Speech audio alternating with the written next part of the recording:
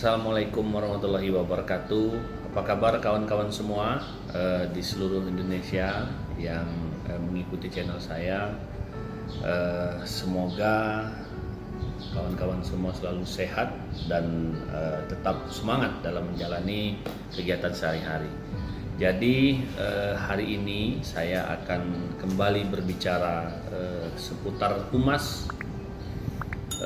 Hari ini saya akan mengulas bagaimana cara berkomunikasi yang baik, ya. Terkhusus ketika kita berhadapan dengan orang-orang yang baru kita kenal. Oke, ikuti terus channel saya. Semoga bisa menambah wawasan bagi Anda semua. Jangan lupa like, komen, dan subscribe. Dan apabila ada pertanyaan silakan berkomentar di kolom komentar. Oke.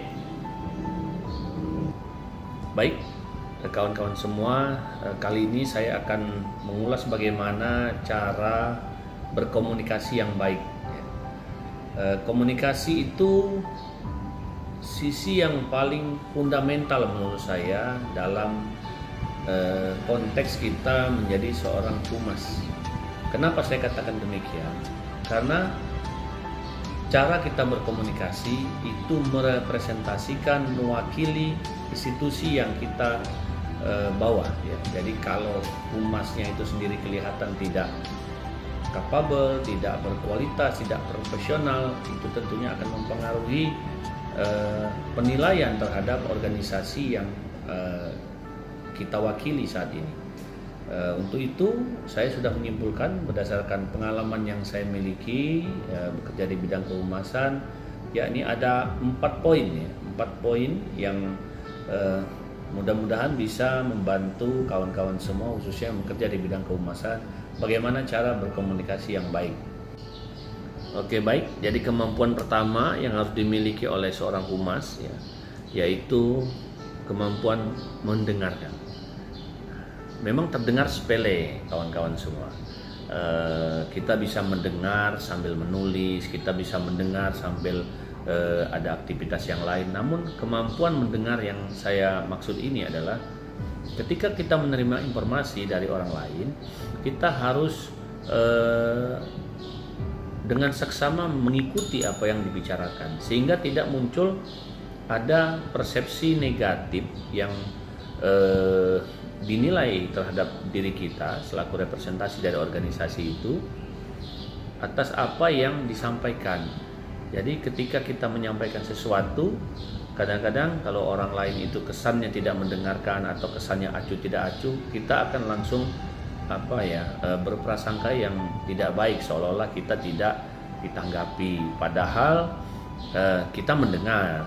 Namun kemampuan mendengarkan ini harus memang dipelajari kawan-kawan semua, karena bagaimana kita merespon apa yang disampaikan sehingga orang yang berbicara kepada kita itu merasa ditanggapi dengan baik.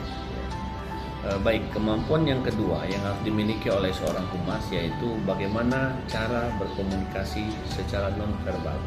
Nonverbal itu melalui gerakan tubuh, ya, mungkin tangan atau gerakan wajah atau kepala kita misalnya mengangguk-angguk dan lain sebagainya. Nah, itu suatu hal yang penting karena kesan kita ingin mendengarkan apa yang disampaikan itu penting. Jadi jangan sampai nanti orang berbicara terus kita sibuk mengerjakan aktivitas yang lain. Jadi kemampuan berkomunikasi nonverbal itu salah satunya mungkin bagaimana sikap kita menunjukkan bahwa kita memang ingin mendengarkan apa yang disampaikan. Jadi jangan timbul kesan nanti seolah-olah kita hanya menerima informasi-informasi dari orang-orang yang kita anggap penting saja. Tidak demikian. Jadi semua informasi yang kita terima, yang kemudian orang tersebut menaruh harapan atas permasalahan tersebut kepada kita untuk dapat disampaikan kepada pimpinan, ya tentunya kita harus mendengarkan dengan baik dan menunjukkan komunikasi nonverbal, ya, berupa gerakan-gerakan tubuh dan sebagainya yang menunjukkan kita simpati kepada apa yang mereka sampaikan. Oke, baik. Yang ketiga yaitu kemampuan gestur ya. Kita harus memiliki gestur dan penampilan yang baik.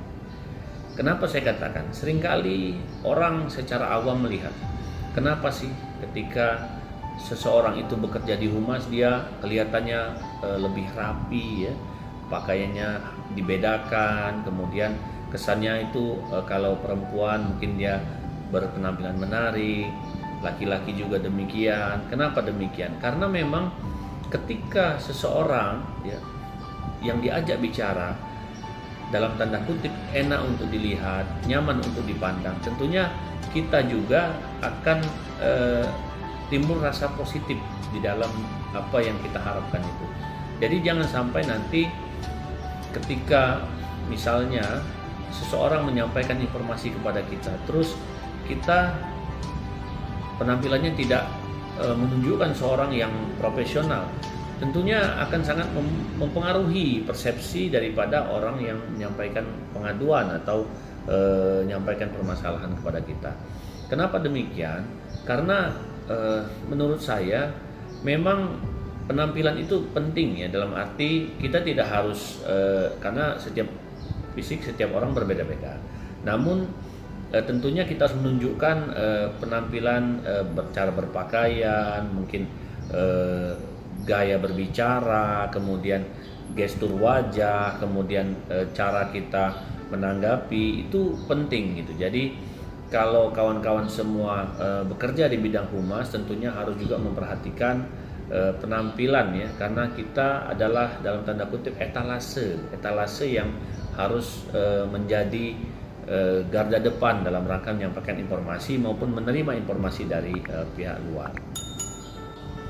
Oke, yang keempat, yang terakhir ya, yang bisa saya rangkum dari bagaimana cara kita berkomunikasi yang baik dengan seseorang. Yang keempat adalah kemampuan bagaimana menganalisis ya, permasalahan yang disampaikan. Tentunya bagaimana kita bisa menganalisis permasalahan itu kalau kita sendiri tidak punya informasi terkait hal tersebut. Maka dari itu seorang humas yang baik harus juga sering mencari informasi, karena informasi yang kita miliki itu adalah bahan dalam rangka kita menjawab pertanyaan. Sebagai informasi awal terhadap pengaduan yang disampaikan itu penting. Untuk itu kita harus paling tidak menguasai, misalnya ketika di humas pemerintah, tugas pokok fungsi sebuah dinas atau sebuah organisasi, kawan-kawan harus tahu. Jadi jangan sampai nanti ditanya bahkan namanya saja tidak tahu. Nah, itu tidak bisa. Jadi harus kita paling tidak mengetahui organisasi atau instansi ini tugasnya apa memang benar ini tugasnya gitu. Ketika pengaduannya disampaikan menyinggung masalah tertentu, misalnya kesehatan, kemudian ditujukan kepada instansi yang tidak tepat, ya tentunya tidak bisa demikian. Sehingga ketika kawan-kawan akan menjawab atau menanggapi apa yang disampaikan, harus juga memiliki informasi yang dasar terlebih dahulu terkait paling tidak apa sih tugas pokok fungsi sebuah instansi tersebut, apa sih tujuan daripada organisasi ini gitu. Jadi saran saya, pesan kami bahwa rekan-rekan semua harus banyak-banyak membaca informasi, mencari informasi, yang mana sekarang ini informasi sangat mudah didapatkan ya. Jadi mungkin sebagai perbandingan bahwa kawan-kawan bisa melihat instansi yang lain ya, atau organisasi yang serupa dengan yang kawan-kawan wakili, untuk kita paling tidak bisa menyimpulkan apa yang disampaikan itu, karena ini sangat penting ya. Baik, itu saja yang dapat saya rangkum pada kesempatan kali ini. Jikalau ada yang mau bertanya atau tidak sependapat dengan apa yang saya sampaikan atau menambahi, ya dipersilahkan di kolom komentar. Saya akan sangat senang dan ini mudah-mudahan bisa memberikan wawasan baru bagi kawan-kawan semua. Ini pengalaman saya pribadi, saya tidak mengambil dari manapun karena ini saya mengalami sendiri. Jadi mungkin ada yang sependapat maupun tidak sependapat. Jadi kawan-kawan bisa menyimpulkan dan menambahi, dan mudah-mudahan bisa memberikan pengetahuan baru bagi rekan-rekan semua. Itu saja, terima kasih. Ini yang dapat kami sampaikan. Jangan lupa ikuti terus channel saya.